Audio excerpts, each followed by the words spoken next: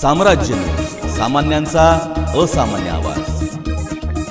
पुण्यश्लोक अहिल्यादेवी होळकर सोलापूर विद्यापीठ, राष्ट्रीय सेवा योजना विभाग व नेहरू युवा केंद्र सोलापूर यांच्या संयुक्त विद्यमाने डॉक्टर बाबासाहेब आंबेडकर यांच्या 134व्या जयंतीनिमित्त जय भीम पदयात्रेचे आयोजन कुलगुरू प्राध्यापक प्रकाश महानवर यांच्या मार्गदर्शनाखाली करण्यात आले होते।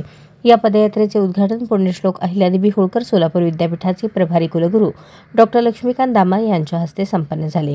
सदर पदयात्रेच्या वेळेस विद्यापीठाचे प्रभारी कुलसचिव डॉक्टर अतुल लकडे, विद्यार्थी विकास विभागाचे संचालक डॉक्टर केदारनाथ काळवणे, राष्ट्रीय सेवा योजना विभागाचे संचालक डॉक्टर राजेंद्र वडजे, नेहरू युवा केंद्राचे युवा अधिकारी अजित कुमार, विद्यापीठाच्या व्यवस्थापन परिषदेचे सदस्य प्राध्यापक देवानंद चिलवंत, राजाभाऊ सर्वदे, कॉमर्स विभागाचे dean doctor Shivaji Shinde, doctor Tanaji Kolekar, सहाय्यक कुलसचिव सोमनाथ सोनकांबळे यांच्या उपस्थितीत संपन्न झाले।